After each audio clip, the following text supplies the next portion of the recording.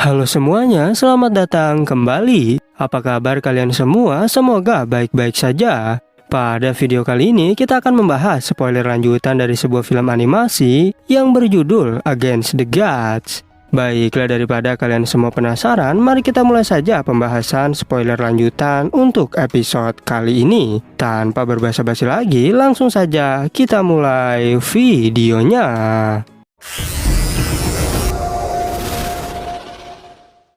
Cerita ini berlanjut, kita diperlihatkan Yunce yang berniat untuk memberikan tetua iblis daging naga karena ia merasa jika makan sendirian sangat membosankan, sehingga ia membagikan daging itu kepada tetua iblis. Awalnya tetua iblis bingung, mungkinkah kau sedang mengasihaniku? Berani-beraninya datang sedekat ini, apakah kau tidak takut aku akan membunuhmu? Tapi Yunce menjelaskan bahwa aku memang ingin membunuhmu. Tapi itu semua bukan berarti aku benci kepadamu, melainkan aku hanya ingin bisa keluar dari tempat ini. Tak hanya itu saja, Yunce juga yakin jika tetua iblis bukanlah orang jahat. Sehingga tetua iblis pun mengambil daging itu dan berterima kasih. Bahkan ia tak menyangka jika Yunce adalah orang yang baik. Tetua iblis memberitahu bahwa aku Yun Changhai tak pernah berhutang kepada siapapun seumur hidupku, dan kebaikan ini akan kuingat untuk selamanya. Apalagi jika di sini ada anggur, maka aku akan meminumnya bersamamu.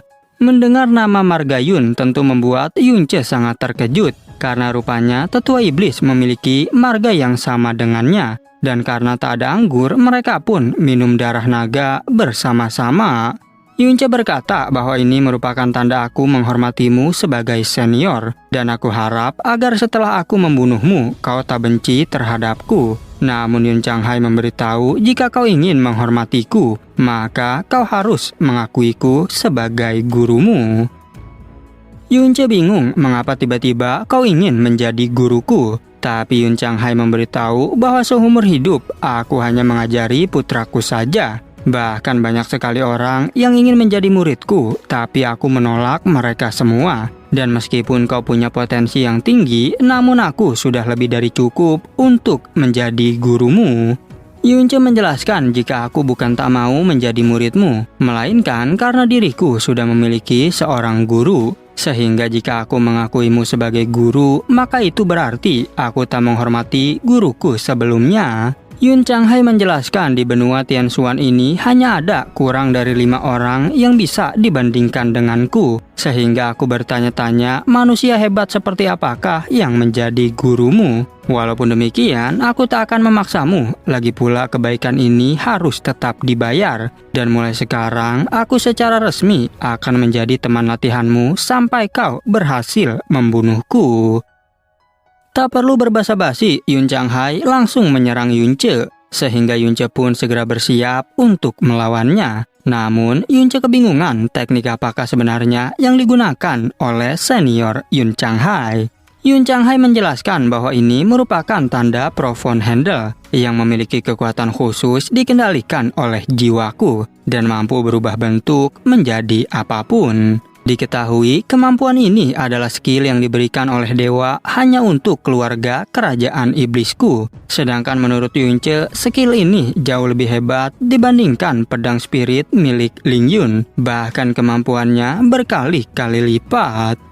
Tak hanya itu, kemampuan ini hanya dimiliki khusus oleh klan dari senior Yun Changhai, sehingga orang lain tak mungkin bisa mendapatkannya meskipun sudah berkultivasi. Bahkan karena hal ini, keluarga Yun dari Yun Changhai adalah yang terkuat dari 12 keluarga lainnya di kerajaan iblis. Yun Changhai memberitahu jika orang dengan garis keturunanku bisa membangkitkannya setelah menerobos Heavenly Mystic. Karena keluarga Yunku adalah garis keturunan utama dari dewa sejati, dan skill Profound Handle ini hanya dimiliki oleh dewa sejati tersebut. Diketahui setiap orang memiliki warna Profound Handle yang berbeda-beda, mulai dari yang terlemah sampai yang terkuat, yaitu warna merah, jingga, kuning, hijau, cian, biru ungu, dan emas. Sedangkan warna Profound milikku berwarna cian, dan dalam keluargaku 90%-nya hanya berada di warna merah sampai kuning. Bahkan yang berwarna hijau dianggap jenius karena bisa mengeluarkan 40% kemampuan dari Proton Handle. Sementara warna cian bisa mengeluarkan 50% kemampuan. Dan ini hanya ada satu yang bisa membangkitkan dari 10.000 orang di antara keluargaku. Bahkan yang warna merah terendah mampu mengalahkan orang dengan mudah di tingkat ranah yang sama.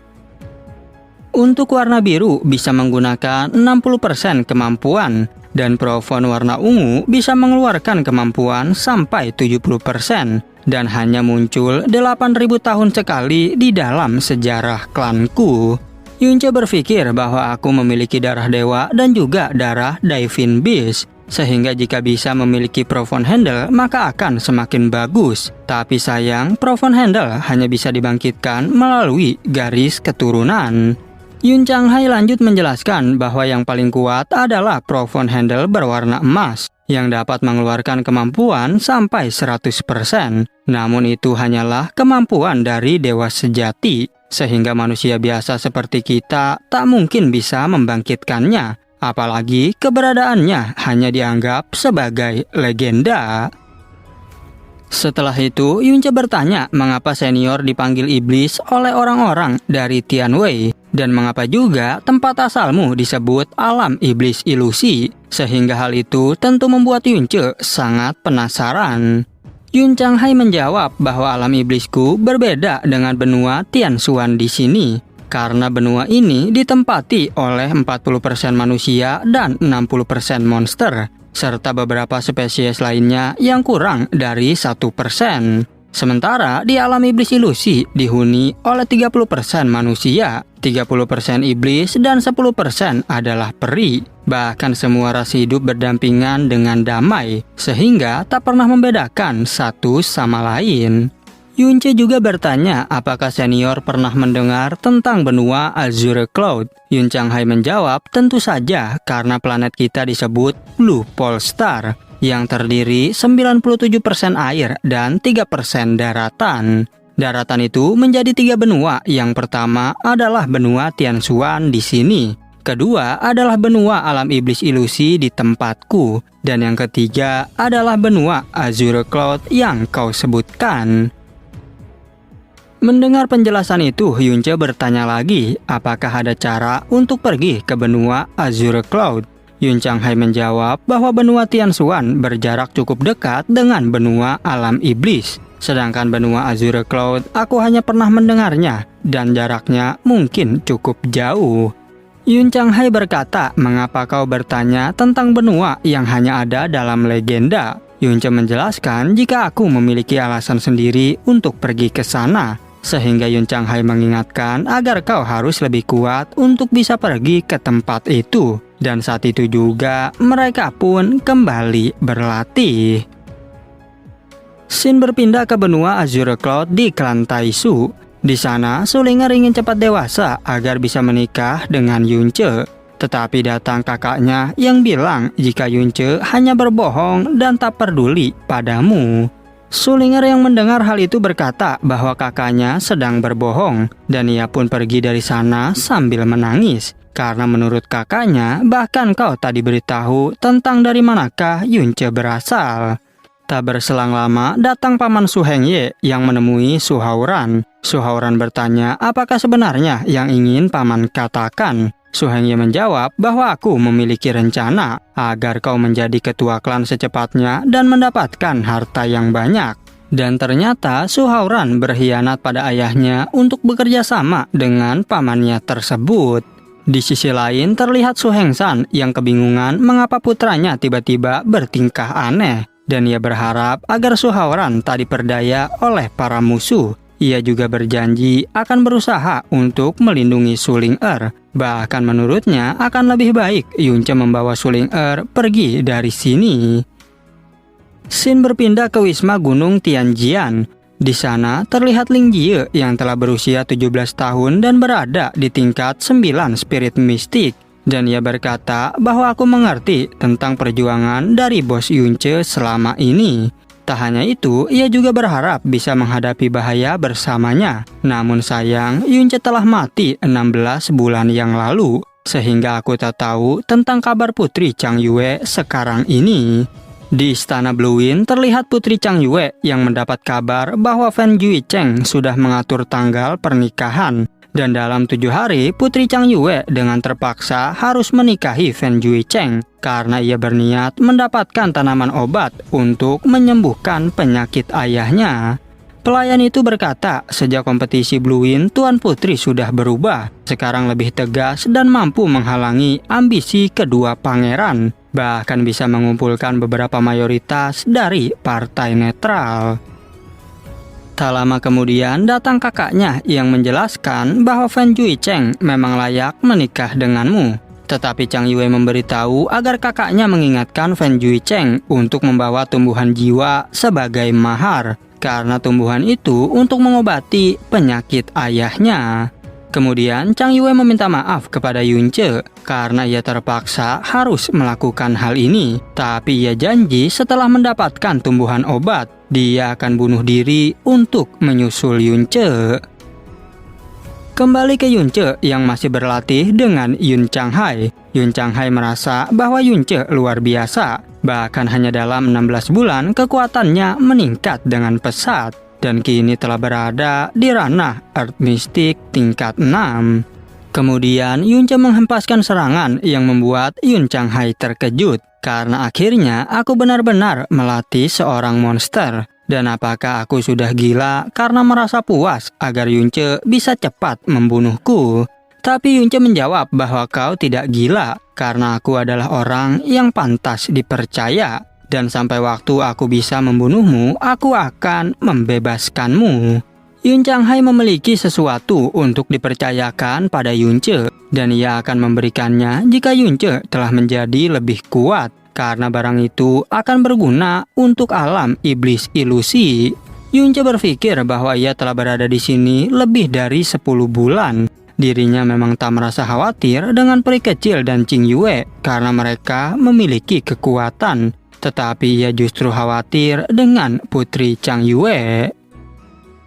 Kemudian Yunce mengeluarkan sebuah kalung peninggalan orang tuanya. Yunce sangat berharap agar ia bisa tahu di mana keberadaan orang tuanya. Dan Yunce juga ingin tahu apakah mereka masih hidup atau sudah mati. Tapi tiba-tiba saja melihat kalung itu, Yun Changhai ingin segera menyerang Yunce. Namun hal itu tak terjadi karena dirinya sedang dalam keadaan dirantai. Yun Changhai bertanya, benda apakah yang ada di tanganmu? Dan Yunce pun segera menunjukkan kalung liontin tersebut pada Yun Changhai. Melihat kalung itu membuat Yun Changhai terkejut. Sehingga ia kembali bertanya, dari manakah kau mendapatkan kalung liontin ini? Yunce menjelaskan bahwa kalung ini adalah satu-satunya benda yang diberikan oleh orang tuaku. Yunce juga berkata, karena sepertinya kau mengenali kalung ini. Jadi bisakah kau memberitahu siapa sebenarnya orang yang memiliki kalung ini? Karena kemungkinan besar orang yang memiliki kalung ini adalah orang tua kandungku. 是我未曾谋面的亲生父母。他为什么在你身上？他原来的主人是谁？ Yunce juga memberitahu bahwa saat tak lama aku lahir, orang tuaku sedang diburu. Dan sahabat merekalah yang menjadi orang tua angkatku. Saat itu mereka secara sembunyi-sembunyi menukar putra mereka untuk melindungiku. Jadi kalung liontin ini adalah satu-satunya bukti yang aku miliki untuk mencari orang tuaku. Mendengar semua penjelasan Yunce, Yun Changhai bertanya, berapakah umurmu saat ini? Dan Yun Changhai juga meminta Yunce agar menunjukkan tangan kirinya. Yunce menjawab bahwa umurku saat ini adalah 19 tahun. Dan saat Yun Changhai menyentuh tangan Yunce, di sana terlihat tanda profon dari keluarga Yun miliknya yang belum bangkit. Mengetahui hal itu membuat Yun Changhai menyadari bahwa Yunce adalah cucunya. Dan hal itu pun membuat Yunce terkejut mendengarnya. karena bagaimana mungkin ini bisa terjadi. Tapi Yun Changhai menjelaskan bahwa kalung yang kau pakai adalah harta keluarga Yun, dan aku adalah orang yang biasanya memakai kalung liontin itu. Namun saat aku keluar dari benua Tianshuan untuk mencari Kaisar Iblis, aku memberikannya pada ayahmu, dan ayahmu memberikan kalung itu padamu sehingga kau yang mewarisinya saat ini. Dikarenakan Yunce masih tak percaya, Yun Changhai pun menyarankan agar kita melakukan tes darah saja, karena itulah satu-satunya cara untuk membuktikan dan tak mungkin bisa dipalsukan. Lalu saat itu darah Yunce diteteskan bersama dengan darah Yun Changhai. Yang terlihat darah mereka berdua ternyata menyatu. Yang hal itu membuat Yunce percaya jika Yun Changhai adalah kakeknya.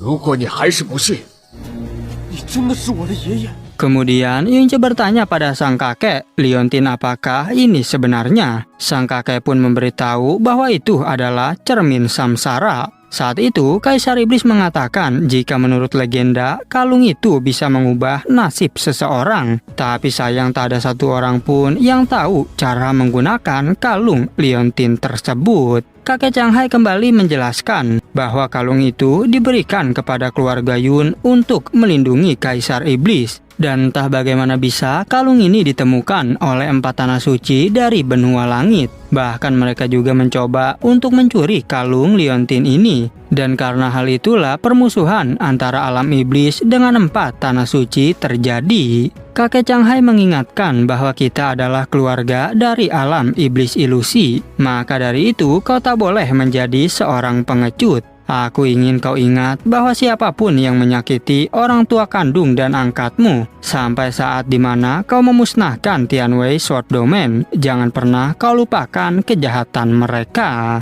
想占为己有，是奉命守护的。 Dikarenakan Yunce sangat marah, ia pun berusaha untuk menghancurkan pedang hukum surgawi agar mereka bisa keluar dari tempat ini. Tapi kakek Changhai memberitahu bahwa pedang itu lebih kuat dari yang kau bayangkan. Dan meski kau 10 kali lebih kuat dari sekarang, kau tetap masih tak bisa menghancurkannya. Kemudian kakek Changhai memberikan sebuah benda rahasia pada Yunce. Ia juga menegaskan agar Yunce jangan coba-coba memeriksa apa yang ada di dalam benda tersebut. Dan jika suatu hari kau memiliki kemampuan untuk pergi ke alam iblis, maka berikan benda ini pada Ratu Iblis Kecil. Karena ialah pemimpin yang ada di dalam iblis ilusi tersebut. Bahkan apapun yang terjadi nanti, kau harus memberikan padanya secara langsung. Dan jangan biarkan orang lain menyentuhnya. Yunce segera menerima benda rahasia itu. Bahkan ia berjanji meski dirinya mati, tak akan membiarkan benda ini jatuh ke tangan orang lain. Dan karena kekuatan Yunce masih sangat lemah, kakek Changhai pun membantunya untuk membangkitkan tanda Profon milik Yunce. 把你的左手给我，流落到任何人手里，力无法传承。 Tak berselang lama, akhirnya kakek Changhai berhasil membantu Yunce membangkitkan tanda Profonnya. Meskipun itu hanya tanda Profon merah, aku percaya kau memiliki kekuatan yang luar biasa. Bahkan kau sudah mewarisi darah Divine Beast di dalam tubuhmu. Yunce berjanji bahwa aku pasti tak akan mempermalukan reputasimu. Lalu kakek Changhai menyuruh Yunce untuk mencoba kekuatan Profon miliknya. Dan saat kekuatan tersebut bangkit, kau pasti akan secara alami bisa memahami cara penggunaannya. Mendengar hal itu, Yunce pun langsung mencoba menggunakan kekuatan Profon miliknya. Kemudian kakek Changhai memberitahu bahwa Profon itu tak hanya berbentuk kekuatan khusus, tapi bisa juga berbentuk tubuh dan bisa menyerang jiwa lawan. Kakek Changhai mengingatkan Yunce agar percaya pada kemampuannya, karena meski hanya Profon merah tapi masih memiliki sebuah kelebihan. Dan jika semakin kuat Profon itu, maka semakin besar rasio konsumsi energi mistik bahkan mentalnya. Karena itu, Profon merah memiliki rasio konsumsi energi yang paling kecil. 你和精神力的消耗越大，和灵魂的一部分，我这条残命。 Setelah itu, kakek Changhai mengatakan bahwa aku masih memiliki rahasia besar untuk dikatakan. Dan ini sangat penting untuk masa depan alam iblis ilusi. Karena itu pesan ini hanya bisa disampaikan secara langsung pada Kaisar Iblis ataupun pemimpin keluarga Yun.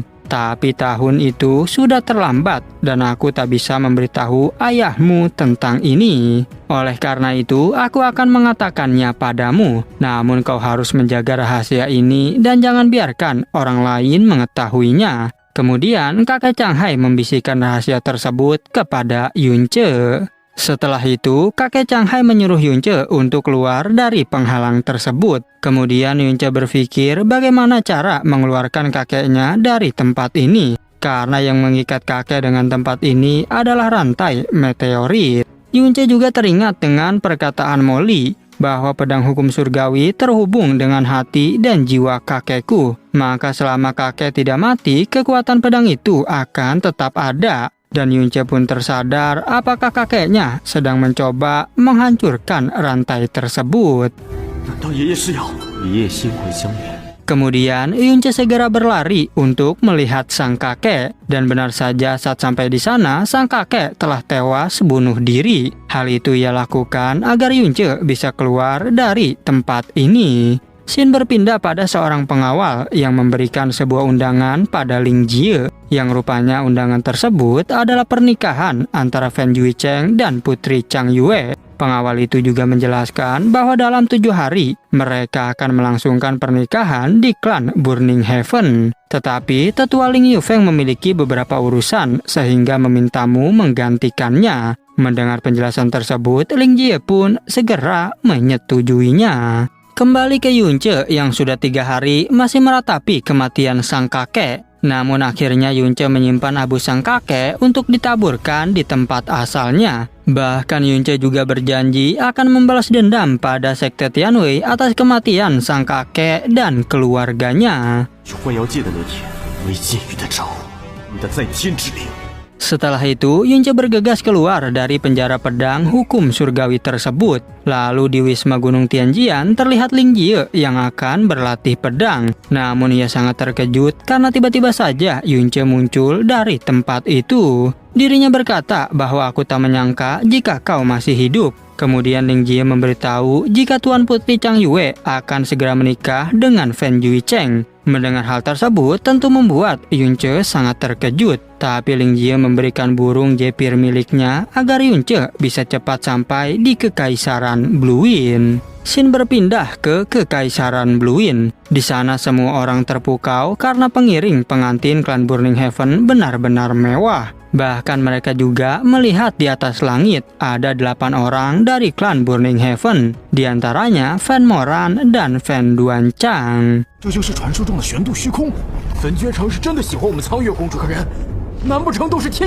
Di sisi lain terlihat Kaisar Changfeng yang meminta seorang pengawal agar membantunya. Ia berkata bahwa aku ingin sekali menemui Putri Chang Yue di Istana Bulan. Hal itu karena aku memiliki firasat buruk. Jika tak menemui anakku hari ini, maka aku tak akan bisa bertemu dengannya lagi. Lalu datang kepala istana bernama Dong Fangxiu yang akan mengantar Kaisar Changfeng. Kemudian Dong Fangxiu memerintahkan pengawal untuk menyiapkan kereta kuda menuju ke sana. Setibanya di sana, para pengawal memberitahu bahwa Yang Mulia Kaisar telah tiba. Tak berselang lama, Putri Chang Yue pun telah datang. Melihat Putri Chang Yue, Fan Yuicheng berkata, akhirnya kau menjadi milikku. Fan Yuicheng juga segera mengajak Putri Chang Yue untuk ikut bersamanya. Namun sebelum itu, Chang Yue bertanya di manakah bunga Burning Soul yang aku minta. Kemudian Fan Yuicheng segera memberikan bunga tersebut pada Chang Yue. Ia menjelaskan bahwa bunga ini adalah harta berharga klan Burning Heaven. Tapi untuk kebahagiaan Tuan Putri Chang Yue, aku akan memberikan apapun. Dan pada akhirnya, spoiler untuk episode 36 pun bersambung. Oke, cukup sekian. Terima kasih untuk video kali ini dan sampai jumpa di video berikutnya.